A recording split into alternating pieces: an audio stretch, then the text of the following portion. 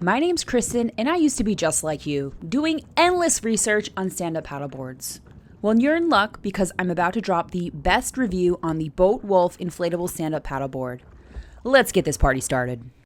Welcome to Green Lake, Seattle, where everyone and their mother owns a stand-up paddleboard. Except for me. Enough is enough. I'm going to REI right now.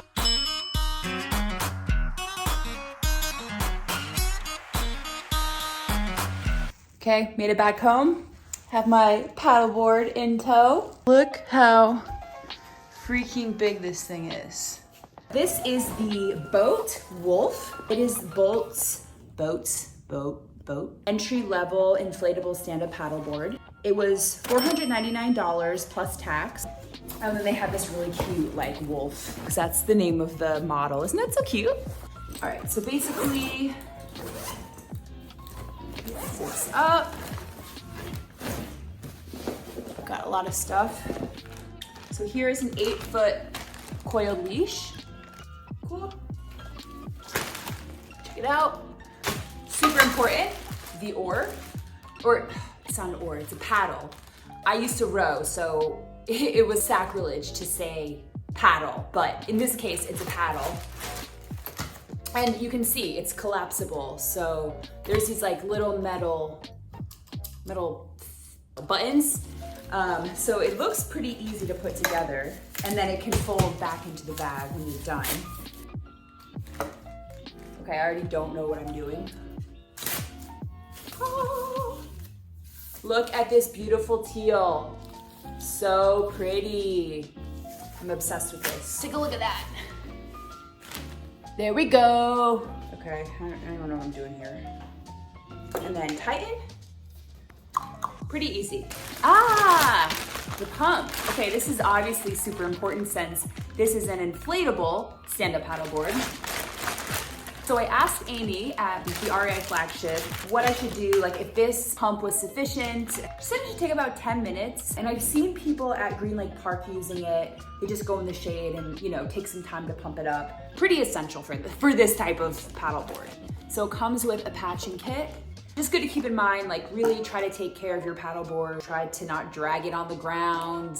We got some fins. Let's see what this looks like. Nice, nice, looks legit. When you get to your destination, you can slide it right in. Oh, cool, little direction booklet. There's everything that comes with it. Probably should have looked at this first. Oh, cool, cup koozie. That's so cute. So cute. Dang, a whole freaking sticker pack. I mean, obviously it's good advertising for them. See, I'm just not gentle with stuff. I just like rip the bag open. These are pretty cool. I mean, I don't know what I'm gonna put them on yet. It's like Hawaiian, explore, discover boat. Got a cool car, America.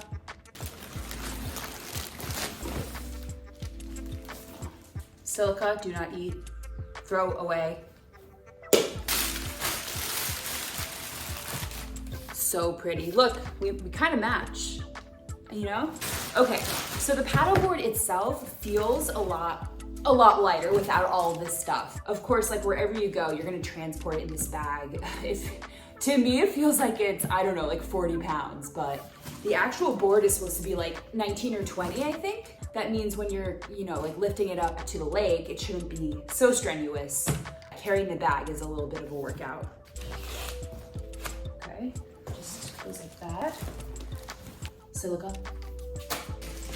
Look at this beauty. This thing is gorge. This is so cool. It's super wide, so I'm assuming it's going to be quite stable. I love the Hawaiian flowers and the teal and pop of orange. Like, this is really well designed. The inflation. This is where things start getting fun. Not.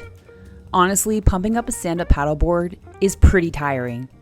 BOTE makes it pretty easy though. Hopefully I don't fall in. Alright, first things first, you need to unfurl your paddleboard. Basically, the back end of your board has a little place to screw in and lock the pump's hose. Now here's the tough part where you've got to put in a little muscle. Keep going. Trust me, it's totally worth it. Now, how do you know if you're even making any progress? Well, there's actually a little gauge on the pump that shows you when you're in the optimal range, which is 10 to 15 psi. When you're done pumping, just unscrew the hose in one fell swoop, and you should be ready to go. Just slide in that fin and pick up that paddle, and you're done. Here's where I put my hard work to the test, my maiden voyage. Here we go. So this was my first time ever on a stand-up paddleboard, and I was definitely a little shaky to start. I started on my knees because it was a lot more stable, and then slowly worked up the courage to fully stand up. Okay, some initial warnings out here. You are going to get wet. It just happens. So bring a waterproof bag. I keep getting pushed in shore. There's been windsurfing before, and I just didn't have time because my paddleboard turned around and I couldn't get my camera out in time. But so far it's pretty cool. All right, here's proof that I actually stood up.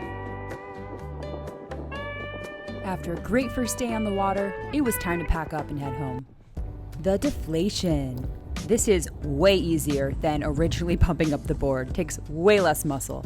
All you have to do is start at the very tip and roll the board so the air comes out of the hole where you originally set up the pump. Now you have to make sure that the little yellow screw in that hole is unscrewed so the air actually has a place to go.